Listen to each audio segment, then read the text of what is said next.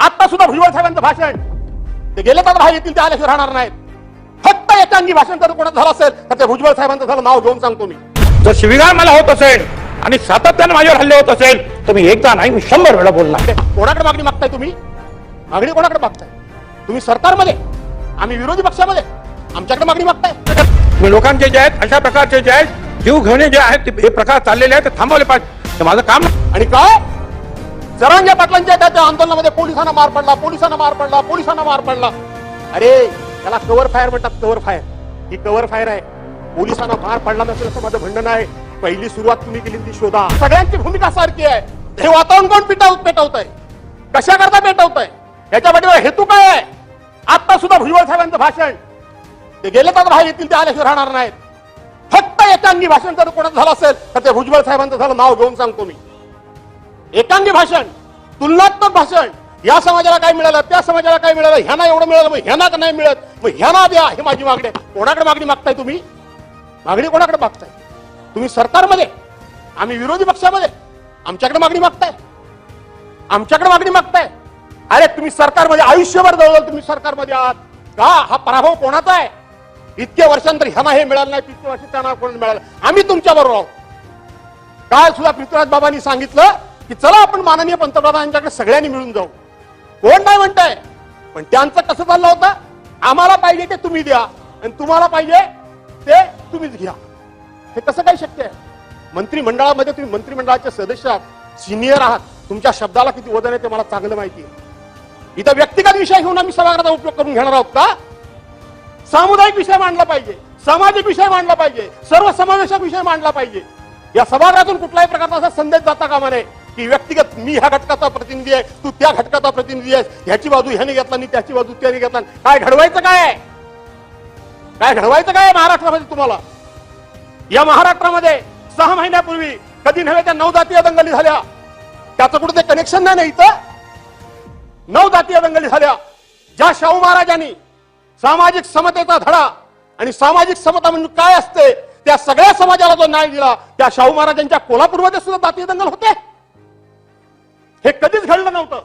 हे कधी आली होती ना बाहेरून लोक? हे कसं घडू शकतं? काय याच्या पाठीमागं? त्यातला तो एक भाई मला वाटतं पाठपुरावा झाला नाही म्हणून दुसरं पाणी या ठिकाणी उलटलं गेलंय की काय समाजाच्या नावाखाली. याचा सुद्धा शोध राज्य सरकारने घेतला पाहिजे. राज्य सरकारने घेतला पाहिजे. मनोज जरांगे पाटलांची मी बाजू घेत नाही.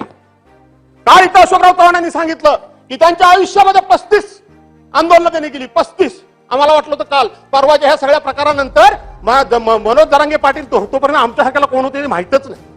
खरं सांगायला गेलं काल लाठीचार्ज झाला. का लाठीचार्ज का झाला? 58 मोर्चे मराठा समाजाचे झाले. जगाच्या इतिहासामध्ये गिनीज बुक ऑफ वर्ल्ड मध्ये ज्याची नोंद झाली, काय नोंद झाली? की इतके शिस्तप्रिय, शांतताप्रिय, कुठेही पोलिसाची गरज न लागता, रस्त्यावर कागदाचा एखादा कपटा न टाकता, कोणाच्याही निषेधाची एकही घोषणा न देता 5, 20, 25 लाख लोकांचे मोर्चे शिस्तबद्ध कसे निघू शकतात त्याचा आदर्श अख्ख्या जगाने घेतला. एवढे मोर्चे झाल्यानंतर दंगल कुठे उसळली नाही? एवढी दंगल झाल्यानंतर उसळली नाही. काय सांगताय काय तुम्ही? काय म्हणत होते काल प्रकाश दादा सोळंके? काल तिथं त्यांचं घर जाळलं गेलं, त्याच्यात भावना व्यक्त केली गेली.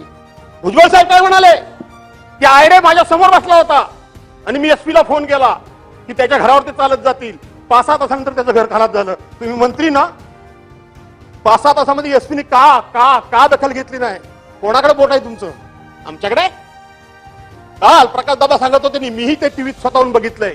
त्यांच्या घराभोवती अनेक पोलीस होते आणि त्यांचं घर जाळलं जात होतं, दगड फेकले जात होते, काय काय केलं होतं आणि पोलीस पाठीवर हात बांधून घेत होते. कुणी त्यांचे हात कुणी बांधले होते? हात कुणी बांधले होते? जे जरांगे पाटील उपोषणाला बसले होते तिथं महिला भजन करत होत्या, सामान्य माणसं होती. कुणी लाठीचार्जचा आदेश दिला? कुणी अश्रुधुराचा आदेश दिला? कुणी गोळीबाराचा आदेश दिला? काय कायदा सांगतो? गोळीबाराचा आदेश कोण साधा एखादा इन्स्पेक्टर त्या ठिकाणी देऊ शकतो? काय इन्स्पेक्टर देऊ शकतो? कोण आहे तिच्या मागं? हे खरं महाराष्ट्राला कळलं पाहिजे. ही एवढी घरं यांची जळेपर्यंत पोलीस कारवाई करत नाही.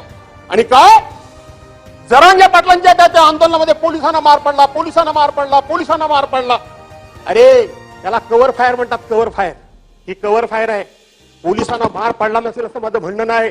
पहिली सुरुवात कुणी केली ती शोधा. भुजबळांना सरकारमध्ये कोण आहे आणि विरोधी पक्षामध्ये कोण आहे हे समजत नाहीये.